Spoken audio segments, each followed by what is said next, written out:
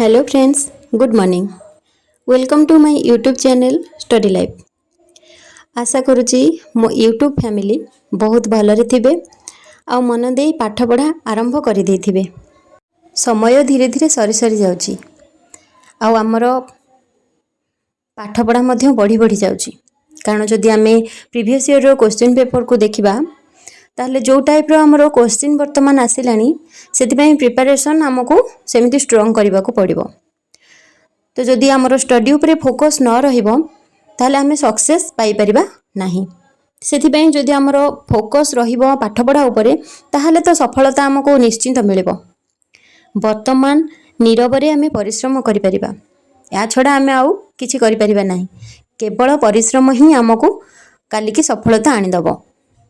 कहार कथा को मन रे धरिकी बसिबा, को काम पाई निजर लक्ष्य पथ को आमे दूरे दबा, से सबुर समय बीती जाइछि। वर्तमान समय आसी पहुंची जाइछि जे आम निजको आमे शक्तिशाली किपरि करिबा। जेते भी हमर एक्सक्यूज सब रहिछि, वर्तमान काम अछि, ए काम सरले जाई मु पाठ पढ़िबी, से एक्सक्यूज सब को एबे बंद करिवा को पड़िबो। काम अछि, काम रहिबो, किंतु ये जो समय हमर आसुची से समयटा धीरे धीरे सरी जाउची। कारण जेमिति हमर जून रो एग्जाम अपेक्षा करी करी जून रो एग्जाम मध्य सरी गला। जो माने जून रे एग्जाम देइचंती से माने तांकर रिजल्ट्स देखि कि जानि सारथिबे तांकर प्रिपरेशन केते थिला, केते डेडिकेशन रो सहित से माने पाठ पढिचंती, सेथुरु से निश्चित भाबरे बुझी सारथिबे। तो सेही मिस्टेकटा जहाँ आमे जून एग्जाम रे बा विगत वर्ष रे आमे जो सब मिस्टेक करी आसुचंती, जदि पुणी सेही मिस्टेक करिबा ताहले एमती डिसेंबर एग्जाम भी सरी जिवो, पुणी वर्ष को वर्ष एग्जाम होउथबो, हेले आमे आम मिस्टेक को बा हमर जो भूल रोची ताको आमे सुधारी परिबा नाही। तो सेतिपई जहाँ भी हमर एक्सक्यूज सब थिला, एथिपई मु पढ़ी पारु नथिली, जदि आमे निजको निजे कहूचे जे एई कारणवशतः मु पढ़ी पारलिनी, तो से कारणटा को वर्तमान बंद करिया को पड़िबो। हमको पढ़िबा पई पड़िबो। बयस धीरे धीरे सरी जाउची। जदि उचित समय रे आमे सफलता को हासिल न करिबा तो परवर्ती समय रे से सफलतार किछि मूल्य रहिबो नाही। मु बारंबार मो वीडियो माध्यम रे कहिछि जे नेट क्लियर करिबा पई सिना कोनोसी बयस सीमा न थाए, किंतु जेआरएफ क्लियर करिबा पई निर्दिष्ट बयस सीमा रहिछि।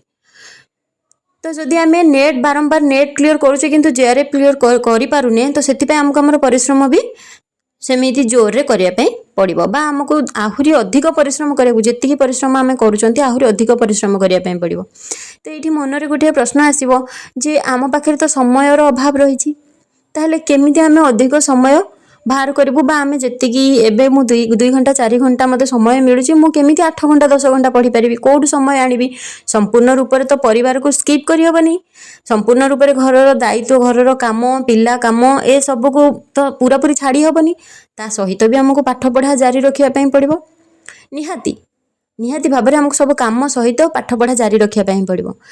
किंतु आमे जो 2 घंटा जो 4 घंटा रे आमे पढ़ुतिले, आमे से 4 घंटा पढ़ी कि तो हमरो क्लियर हेलानी, ताहाले हमरो मिस्टेक कोठी रहउतिला, हमरो पढ़ा रे ही निश्चित भाबरे मिस्टेक रही जाउची। तो हम पाठ पढ़ा को हमको सुधारिबा को अछि। समय आमे बढ़ाई दबा, टाइम आमे बढ़ाई दबा। मु 2 घंटा पढ़ुतिली, मु आउ 2 घंटा एक्स्ट्रा पढ़िबी, किंतु एक्स्ट्रा रे आमे कोनटा पढ़ुचे, बा से जो 2 घंटा आमे पढ़ुतिले सेथिरे आमे कोन पढ़ुतिले, केमिति पढ़ुतिले जे हमरो एग्जाम टा क्लियर हेई पारलानी, सेइटा होची एठी मेन फैक्ट। ताको प्रथमे बुझिया पई पड़िबो। हमको डिसिप्लिन भावरे स्टडी करिया पई पड़िबो। जेमिति मु आरंभ रु कहिली जे परिश्रमटा हमको नीरव रे करिया पई पड़िबो। काहे कि ना आमे परिश्रम करूचे, आमे प्रिपरेशन करूचे, किछि किछि मु समस्त को तो कहि परिबिनी, किछि किछि घरे एमिति भी अछंती जे बारंबार एग्जाम दोछु हेले होउनी, बारंबार एग्जाम दोछु हेले होउनी। तो से लोक मानक ठारू बा से जो नेगेटिव थिंग्स रखुथिबा पीपल मानक ठारू बस निजरो परिश्रम को हाइड करके रखंतु। मु पुणी परिश्रम करूची से न जानिबा दरकार, कहीं ना से पुणी आमको डिमोटिवेट करिवे। मोटिवेशन से माने मोटिवेट करिवे नि जे हां पढ़, आमे पछरे अछु कि आमे सांगरे अछु, सेमिति तो मोटिवेशन करिवे पई केही नथांती, बा पाखरे रहिबा पई किछि हेल्प करि देबा पई मु ए कामटा करि दोछि तमे पढ़ बोली, सेमति केही करंतिनी। किंतु समस्ते आमको समालोचना करिवा पई, क्रिटिसाइज करिवा पई समस्ते रेडी हेकि रहिथांती। तो ସେଥିପାଇଁ ନିରବତାର ସହିତ ନିଜର ପରିଶ୍ରମକୁ କଣ୍ଟିନ୍ୟୁ କର, ଘରର କାମ ସହିତ ପାଠପଢ଼ା କର। ଯଦି ସେଇ 2 ଘଣ୍ଟା ମିଳୁଛି, ସେଇ 4 ଘଣ୍ଟା ମିଳୁଛି, ତାହେଲେ ଆମର ପାଠ ପଢ଼ାରେ ଚେଞ୍ଜେସ୍ ଆଣ, ସମୟରେ ଚେଞ୍ଜେସ୍ ନୁହଁ, ପଢ଼ିବାଟାରେ ଚେଞ୍ଜେସ୍ ଆମକୁ ଆଣିବା ପାଇଁ ପଡ଼ିବ। କେମିତି ମୁଁ ପଢ଼ୁଥିଲି, ମୁଁ କ'ଣ ବାରମ୍ବାର ସେଇ କବି କେଉଁଠି ଜନ୍ମ ହୋଇଥିଲେ, ସେ କବି କ'ଣ ଲେଖିଥିଲେ, ମୁଁ ବାରମ୍ବାର ସେଇଗୁଡ଼ାକୁ ହିଁ ପଢ଼ୁଛି? ପୁଣି ଯେତେବେଳେ ପ୍ରିପାରେସନ୍ କରୁଛି ପୁଣି ମୂଳରୁ ହିଁ ଷ୍ଟାର୍ଟ କରୁଛି। ଯେମିତି ଆମ ଓଡ଼ିଆରେ ଗୋଟେ କଥା ଅଛି ଯେ ଦାସେ ଆସିଲେ ମୂଳରୁ ଗାଅ, ତ ସେମିତି କି ମୁଁ ପୁଣି କରୁଛି ଯେ ମୁଁ ଯେତେବେଳେ ପଢ଼ୁଛି ଆମର କାଳିନ୍ଦୀ ଚରଣଙ୍କ ଉପରେ ପଢ଼ୁଛି, କାଳିନ୍ଦୀ ଚରଣ ଏଇଆ ରଚନା କରିଛନ୍ତି, କାଳିନ୍ଦୀ ଚରଣ ଏଇଆ ପାଠ ପଢ଼ିଥିଲେ, ଏଇ ମସିହାରେ ଜନ୍ମଗ୍ରହଣ କରିଥିଲେ, ଏଇ ମସିହାରେ ଏଇଟା ଲେଖିଥିଲେ, ପୁଣି ମୁଁ ସେଗୁଡ଼ାକୁ ପଢ଼ୁଛି, ତାହେଲେ ନିଶ୍ଚିନ୍ତ ଭାବରେ ମୋର ସେଠି ଟାଇମ୍ ୱେଷ୍ଟ ହେଉଛି। ଆମେ ଯେଉଁ ଜିନିଷ ଜାଣିଛେ, ଯାହାକୁ ଆମେ ପ୍ରିପାରେସନ୍ ପୂର୍ବରୁ କରିସାରିଛେ, ତାକୁ ରିଭିଜନ୍ ପାଇଁ ଛାଡ଼ିଦିଅ। ଯେଉଁ ଜିନିଷ ଆମେ ଜାଣିନେ, ବର୍ତ୍ତମାନ ଏକ୍ଜାମ୍ ଫେସ୍ କଲେ, ଏକ୍ଜାମ୍ରେ ଆମେ ଦେଖିଲେ କୋଶ୍ଚିନ୍ ଭିତରୁ ଆସୁଛି, ପ୍ରବନ୍ଧ ଗୋଟେ ଗୋଟେ ପଙ୍କ୍ତି ପକାଇ ଦେଉଛି, କବିତାରୁ ଗୋଟେ ଗୋଟେ ଉକ୍ତି ପକାଇ ଦେଉଛି, କ ସ୍ତମ୍ଭ ଖ ସ୍ତମ୍ଭ ହେଇକି ଆସୁଛି। ଏଇ ଯେଉଁ ଟାଇପ୍ର କୋଶ୍ଚିନ୍ ଆସୁଛି, ବର୍ତ୍ତମାନ ଆମେ ଆମର ନୋଟ୍ସକୁ, ଆମର ପାଠପଢ଼ାକୁ, ଆମର ବହିକୁ ଆମେ ସେଇଭଳି ହିଁ ପଢ଼ିବା ପାଇଁ ପଡ଼ିବ। ଆମକୁ ପ୍ରଥମେ ଯେକୌଣସି ବି ଧରିକି ଆପଣ ବସୁଛନ୍ତି, ଉପନ୍ୟାସ ହେଲା, ପ୍ରବନ୍ଧ ହେଲା, ପ୍ରଥମେ ସିଲାବସ୍କୁ ଭଲରେ ଦେଖ। ଯେଉଁ ସବୁ ଆମର ପ୍ରାବନ୍ଧିକ ଔପନ୍ୟାସିକ ଅଛନ୍ତି, ସେମାନେ ସବୁ ତାଙ୍କର ଯାହା ଯାହା ସବୁ ପୁସ୍ତକ ଲେଖିଛନ୍ତି, କେଉଁଟା ପୁରସ୍କାର ପ୍ରାପ୍ତ ହେଇଛି, ତାକୁ ପ୍ରଥମେ ଦେଖିନିଅ। ଆମର କେଉଁ ପ୍ରବନ୍ଧରୁ, କେଉଁ ଉପନ୍ୟାସରୁ କି କବିତାରୁ କୋଟେସନ୍ ସବୁ ଆସୁଛି, ତାକୁ ପ୍ରଥମେ ଦେଖିନିଅ। ଯଦି ଆପଣମାନେ କମେଣ୍ଟ ସେକ୍ସନରେ କେମିତି ଡିସିପ୍ଲିନ୍ ଷ୍ଟଡି କରିବା ବା ଆମେ କେମିତି ପଢ଼ିବା, କେମିତି ଜାଣିବା ଯେ କେଉଁ ପ୍ରବନ୍ଧରୁ ଉକ୍ତି ଆସିବ, କେଉଁ ଉପନ୍ୟାସରୁ ଆସିବ କି କେଉଁ କବିତାରୁ ଆସିବ, କେମିତି ଜାଣିବ, ତା ଉପରେ ମୁଁ ନିହାତି ଭାବରେ ଆପଣମାନେ କମେଣ୍ଟ କଲେ ମୁଁ ନିହାତି ଭାବରେ ଭିଡ଼ିଓ ନେଇ ଆସିବି ଯେ କେମିତି ଆମେ ପଢ଼ିବା, ସେଇ ଯେଉଁ ଟାଇପ୍ର ପ୍ରଶ୍ନ ଆସୁଛି ତାକୁ ଆମେ କେମିତି କ୍ରାକ୍ କରିପାରିବା। ମୁଁ ଯଦି ମୋର ପାଠପଢ଼ା ଏଠି କହିବି, ମୁଁ ସେଇ ଆଧୁନିକ କବିତା ଉପରେ ପଢ଼ୁଥିଲି, ତା ସହିତ ମୁଁ ପେପର୍ 2 ସହିତ ପେପର୍ 1 ମଧ୍ୟ ପଢ଼ୁଛି। ସବୁଦିନ କିଛି କିଛି ହଉ ପେପର୍ 1 ପଢ଼ୁଛି, କିନ୍ତୁ ପେପର୍ 2କୁ ମୁଁ ଅଧିକା ସମୟ ଦେଉଛି। ମୁଁ ଯେତିକି ମୋତେ ପଢ଼ିବା ପାଇଁ ସମୟ ମିଳେ, ସେତିକି ସମୟରୁ ମୁଁ ଅଧିକା ପେପର୍ 2କୁ ପଢ଼େ। ପେପର୍ 1ର ସମୟଟା ମୁଁ ଟିକେ କମ୍ ରଖିଛି, ପେପର୍ 2ଟାକୁ ଟିକେ ମୁଁ ଅଧିକା ଟାଇମ୍ ଦେଉଛି। ଆପଣମାନେ କେମିତି ପେପର୍ 1, ପେପର୍ 2 ପ୍ରିପାରେସନ୍ କରୁଛନ୍ତି ମୋତେ ନିଶ୍ଚିନ୍ତ ଭାବରେ ଜଣାଇବେ। କିନ୍ତୁ ଯେଉଁମାନେ ବି ପ୍ରିପାରେସନ୍ କରୁଛନ୍ତି, ଗୋଟେ କେବଳ ନିଜ ନିଜ ସବଜେକ୍ଟକୁ ନେଇକି ପ୍ରିପାରେସନ୍ ଖାଲି କରନ୍ତୁନି, ତା ସହିତ ପେପର୍ 1 ବି ରହୁଛି, ପେପର୍ 1କୁ ବି ପ୍ରିପାରେସନ୍ କରନ୍ତୁ।